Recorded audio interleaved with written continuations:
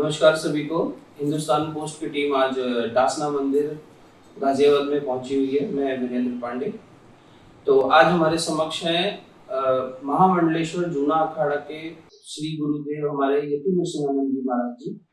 तो जैसा कि आप जानते हैं कि बहुत सारे धर्म गुरु हैं आज के समय में, बढ़िया नाचना गाना करते हैं, बड़े बड़े आंसू टपकाते हैं और उनका घूम फिर के एक ही उद्देश्य होता है कि व्यक्ति बस नाम जप करे, अकर्मण्य हो जाए, युद्ध न करे या लड़ने के लिए तैयार ना हो। तो उसी के विपरीत अगर आप सोशल मीडिया पे देखेंगे तो गुरुदेव के बहुत सारे ऐसे मीम्स छोटे छोटे आते हैं जहां पर पूरे समाज को एक साथ जगाने की बात करते हैं, तैयार करने की बात करते हैं कि विपरीत समय में जब हमारे समक्ष जो है इतनी बड़ी ताकतें जैसे कि इस्लाम या क्रिश्चियनिटी हमारे सर पर मुंह बाए बैठी हुई है, कभी भी हमारी संस्कृति को निगल सकती है। ऐसे में एक अनोखे धर्म योद्धा, एक धर्म गुरु हमारे सामने बैठे हैं जो समाज को लड़ने के लिए तैयार कर रहे हैं। तो आपको उनसे मिलाने का हमारा एक दायित्व था। कृपया एक बार हम गुरु जी से पूछते हैं कि उनको इस चीज की प्रेरणा कहाँ से मिली। देखिए, सनातन धर्म से अगर धर्म युद्ध को आप निकाल दें तो सनातन धर्म में तो और कुछ है ही नहीं।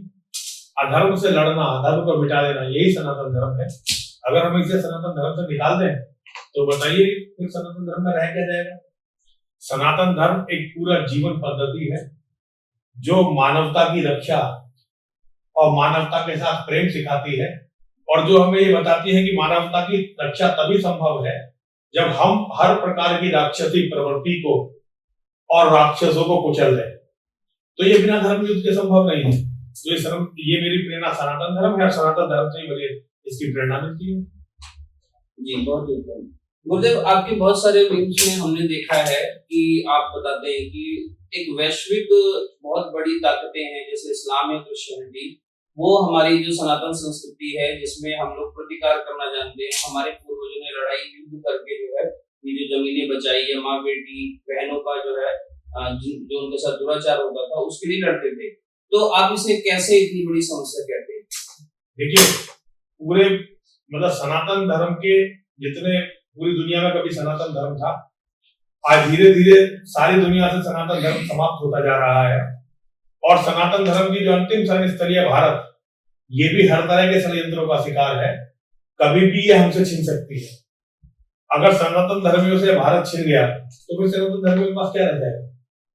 हमारे पास तो समुद्र रह जाएगा डूब के मरने के लिए, क्योंकि जमीन तो हम सारी छिनवा चुके हैं। पूरी दुनिया को हम छिनवा चुके हैं, अरब को छिनवा चुके हैं, ईरान को छिनवा चुके हैं, जितना भी और हम इंडोनेशिया को, अफगानिस्तान को, पाकिस्तान को, मतलब बांग्लादेश, सारा भूभाग हम छिनवा चुके हैं। अभी अंतिम भूभाग हमारे हाथ में है। इसका हम लोग इंतजार कर रहे हैं कि जब ये छिने तो हम ये माने कि हमें कोई खतरा भी है। उससे पहले तो मानने वाले नहीं है। जी गुरुदेव, ये लव जिहाद और ये अवैध मजार और ये जो मदरसे हैं, ये इनकी क्या रणनीति है? मतलब ये किस लिए? देखिए, इस्लाम की रणनीति का ये अभिन्न अंग है। ये लव जिहाद में कोई लव जैसी चीज तो होती नहीं, तो धोखा फ्रॉड होता है। तो इसे कहना चाहिए जिहाद अगेंस्ट वीमेन, औरतों के विरुद्ध जिहाद।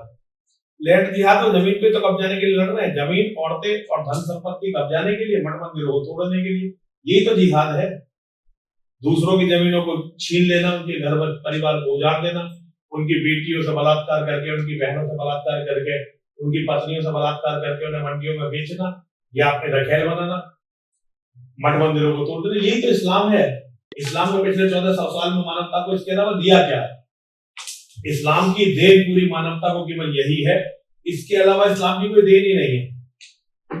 जी गुरुदेव, ये देखा जाए तो पूरे विश्व में एक गंभीर समस्या है इस्लाम और क्रिश्चियनिटी। लेकिन अगर हम इस्लाम की बात करें तो इस्लाम भले ही 1400 साल पहले कहीं अरब में पैदा हुआ होगा या उनके जो भी पैगंबर साहब हैं जो भी हैं, लेकिन देखा जाए तो इसमें जो कट्टरता भरी गई है वो भारत में, देवबंद में, सहारनपुर में भरी जाती है, या बरेलवी फिरका है, या इतने सारे फिरके, इतना सारा जातिवाद है।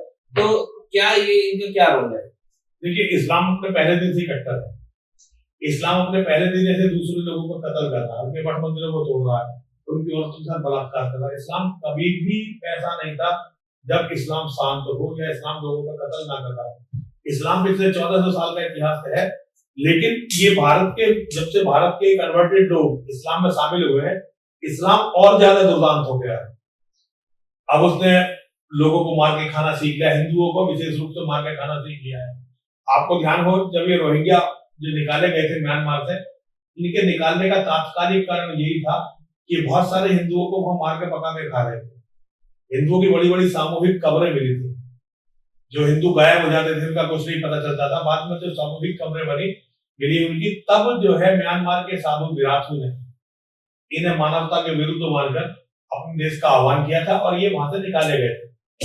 तो धीरे धीरे इस्लाम बहुत कट्टर हो रहा है। तो दारुल उलूम देवबंद या बरेलवी, ये सारे जो हिंदू हैं, जो पहले कभी हिंदू थे, इनका बहुत बड़ा हाथ है। ये लोग इस मुसलमानों को और भी कट्टर बना रहे हैं, पहले से ज्यादा कट्टर बना रहे हैं। मतलब ये देखा जा रहा है कि जो अपना ये नॉर्थ इंडिया में दिल्ली की बेल्ट हो गई, या ये पश्चिमी उत्तर प्रदेश हो गया, या फिर हरियाणा हो गया, यहाँ पे अधिकतर जमीनें जाटों के पास है, गुजरों के पास है, या कुछ यादवों के पास है। तो क्या इससे ये अंदाजा लगाया जा सकता है कि इनकी पुश्तों में युद्ध करके ये जमीनें ली, जबकि उसी जगह दूसरे लोग इनकी जमीनें हथियाना चाहते थे, और आज यही समाज सुप्त अवस्था में है? देखिए, असल में क्या है, सारे हिंदुओं को एक बच्चे की बीमारी खा गई। हमारे बाप दादा कभी बाहर से आए थे और यहाँ बड़े शांत रहे, लेकिन अब जब से एक बच्चे की बीमारी, एक बेटे की बीमारी हिंदुओं को लगी है, वो एक बेटे की बीमारी सारे हिंदू समाज को खा गई। और अब सब लोग सिर्फ कहने के कोई जाट, गुजर, यादव, त्यागी वगैरह रह गए, इनका जमीन पर कोई अस्तित्व नहीं बचा। एक दूसरे से लड़ने के लिए है, लेकिन इनकी बहन बेटियों की खुलेआम बेइज्जती होती है, इनके लड़कों के खुलेआम कत्ल होते हैं, समाज कुछ नहीं करता। जिसकी लड़ाई है वो कर ले, अलग बात है, समाज उसमें कुछ नहीं करता। जी। अच्छा, एक और समस्या है, अभी हाल ही में देखा गया है कि जो मिशनरी लोग हैं, ये उत्तर प्रदेश के लखनऊ में बैठ के धर्मांतरण कराते हैं, और यहाँ पर वो कह रहे हैं कि फैमिली को तोड़ना, और दूसरा जो है महिलाओं को बरगलाना, और ये अपना नाम तक नहीं बदलते। ये जैसे रमेश है, रमेश लास्ट में डिसूजा बन जाता है। और देखा गया है कि इस्लाम तो बड़ा ही मुखर है, लेकिन उसके विपरीत क्रिश्चियनिटी धीरे धीरे काम कर रही है। मतलब एक हम ये भी कह सकते हैं, एड़ा बन के पेड़ा खा रही है, जो कि उनका उससे ज्यादा बड़ा नेटवर्क है। उसके लिए आपको क्या? इस्लाम से बड़ा नेटवर्क मानते हैं आप क्रिश्चियनिटी का? भारत जब आजाद हुआ था, कितने प्रतिशत क्रिश्चियन भारत में थे? 2.75% क्रिश्चियन थे भारत में। अब कितने क्रिश्चियन है भारत में? ऐसा 2.15। क्रिश्चियनिटी घट गई भारत में 75 सालों में। लेकिन क्रिश्चियनिटी को बहुत ही बड़ा खतरा इसलिए बताते हैं कि लोग इस्लाम के खतरे को भूल जाए।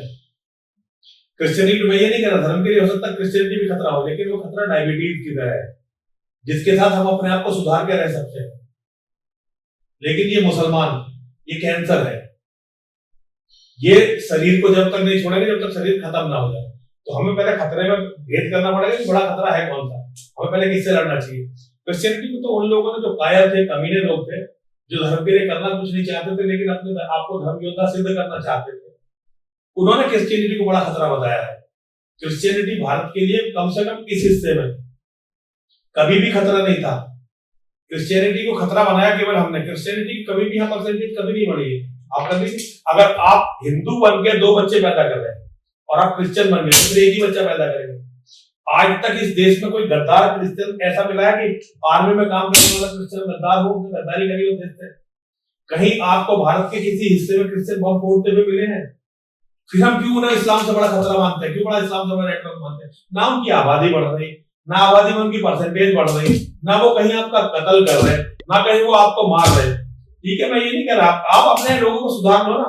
आप जिन्हें दलित मानते हो उन्हें वो बदल रहे हैं, क्योंकि आप तो उन्हें छोड़े बैठे हो।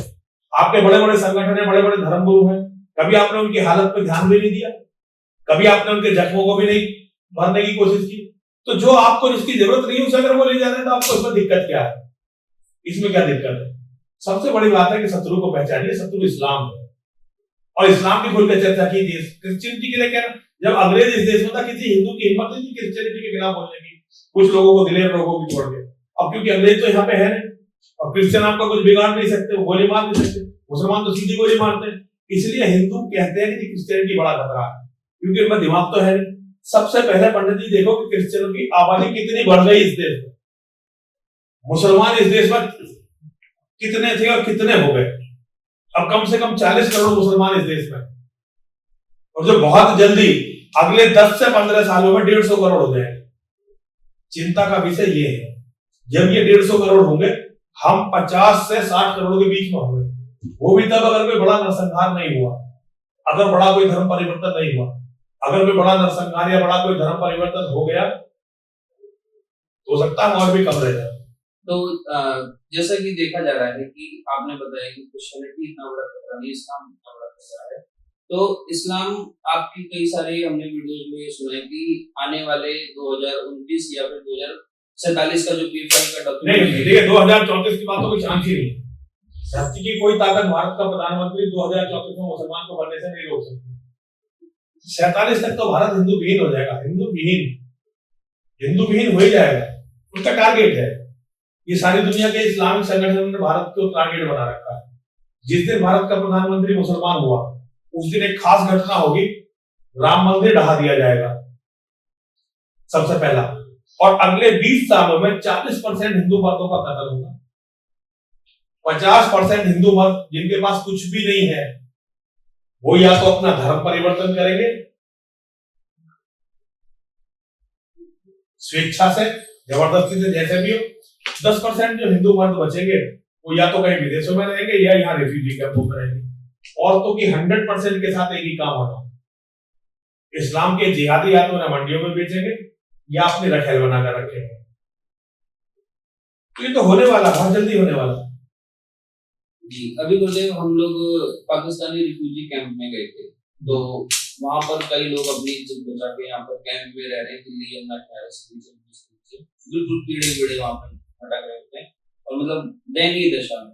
तो आपकी इस भाषा से मेरे को ये भी समझ में आता है कि हम लोग जब इन रिफ्यूजी कैंप में रहेंगे तो भी हमारा क्या ही अस्तित्व है। अब तो रिफ्यूजी का क्या अस्तित्व होता है? जो अपना देश छोड़कर भागा, अपनी महिलाओं को छोड़कर भागा, उसका क्या अस्तित्व है? क्या उसका जीवन है? कोई जीवन नहीं है, कोई अस्तित्व नहीं है। और अभी तो चलिए खैर भारत है, जैसा भी है, अच्छा बुरा जैसा भी देश है उन्हें शरण देने के लिए आपको तो कोई शरण देगा ही नहीं। आपको क्या लगता है तालिबान शरण देगा आपको, या बांग्लादेश शरण देगा, या पाकिस्तान शरण देगा? केवल हिंद महासागर रह जाएगा। यहाँ कुछ रिफ्यूजी कैंप जो है, यहाँ जो भी बनेंगे मुसलमान जो भी होंगे वो यहाँ यूएनओ के दबाव में या किसी मानवाधिकार के दबाव में हो सकता है कुछ कैंप बना दें आप लोगों के लिए, वो कैंप होंगे तो वहां आपको अमानवीयता झेलनी पड़ेगी। तो हिंदू को या तो खत्म होना या उनकी अमानवीयता झेलनी, क्योंकि कर्महीन लोगों के लिए और क्या हो सकता है? कर्महीन, पुरुषार्थहीन, अकर्मण्य लोग, उनका क्या हो सकता है? कुछ भी नहीं हो सकता। जी, अच्छा, इसी के विपरीत अगर हम इजराइल को देखें तो इजराइल की मोसाद या फिर इजराइल की जितनी भी आईडीएफ जो है ये अपने दुश्मनों को पहचानती है, यानी उन्हें शत्रु बोध भी है और शत्रु का विनाश करना भी जानती है, चाहे वो किसी भी देश में छुप जाए। तो भारत की अभी हाल की नीति या आने वाले समय में क्या ऐसी कोई नीति होगी? आपको लगता है कि भारत में कोई ऐसा कर सकता है कि दो कौड़ी में बिकने वाले नेता, ये मुसलमान वोटों के दलाल, ये आपको लगता है कि कभी हमें एक इजराइल जैसी कौम बनने देंगे? ये हिंदुस्तान इजराइल जैसी कौम उस दिन बनेगा जिस दिन यहाँ मेरा कोई शिष्य राज करेगा, जो योगेश्वर का अनुयायी होगा, हमारा शिष्य होगा। उससे पहले भारत का बदलने का कोई चांस नहीं है। लिख के रखिए। जी, अच्छा, अभी कुछ दिनों में योगी बाबा जी का बुलडोजर को मैं नहीं कुछ नहीं करता। बुलडोजर एक तरह से उन्हें डराने की है, तो लेकिन उससे डरते नहीं है। टेम्परेरी थोड़ी बहुत देर का कोई रिलीफ मिलता है। बुलडोजर से मैं कोई बुलडोजर ऐसी चीज नहीं है जिसकी चर्चा करेंगे।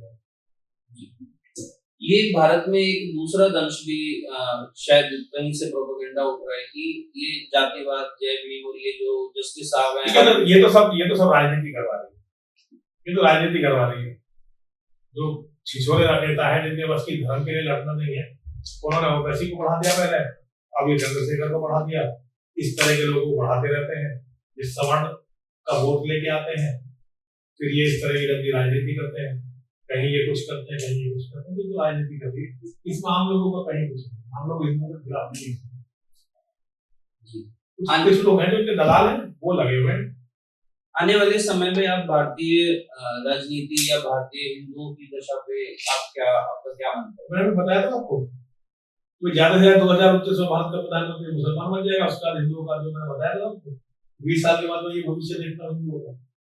इसके लिए क्या आपकी क्या रणनीति है? हिंदू समाज को क्या करना चाहिए? हिंदू समाज क्या कर सकता है? हिंदू समाज तो किसी लायक ही नहीं है। मैं तो हिंदुओं से कहता हूँ कि बड़ी बातें मत करो। जिस दिन मुसलमान तुम्हारे घर के सामने खड़े हो, उस दिन अपने घर, अपने परिवार, अपनी बेटियों को उनसे बचा लेना, बस इस लायक हो जाओ। तुमने देश और धर्म के लिए कुछ नहीं किया कभी। कुछ लोग मुट्ठी मार उठते थे, देश धर्म के लिए करते थे, वो करके मर जाते थे, ये तो उनका हालचाल भी नहीं पूछते थे। अब लड़ाई तुम्हारे घर के बाहर आने वाली है, घर के दरवाजे तक आने वाली है। जिस दिन तुम्हारे घर के दरवाजे पर हजारों या लाखों की तादाद में मुसलमान खड़े हो, उस दिन अब अपनी बेटियों को इनसे बचा लेना तो बहुत बड़ी बात है। बाकी हिंदू को क्या सोचना, क्या कर सकता है, कुछ नहीं कर सकता। तो ये थे हमारे साथ पंचदश नाम जूना अखाड़े के महामंडलेश्वर श्री यति नरसिम्हानंद जी महाराज। आपने इनकी तीखी टिप्पणियां देखी हैं, सुनी हैं और आप आगे भी सुनते रहेंगे। और हमें पूरी आशा है कि आपको इस वीडियो से बहुत कुछ जानकारी मिली होगी और आप जरूर इस विषय में कुछ ना कुछ सोचेंगे या गंभीर विचार करेंगे। इसी के साथ जय हिंद, वंदे मातरम।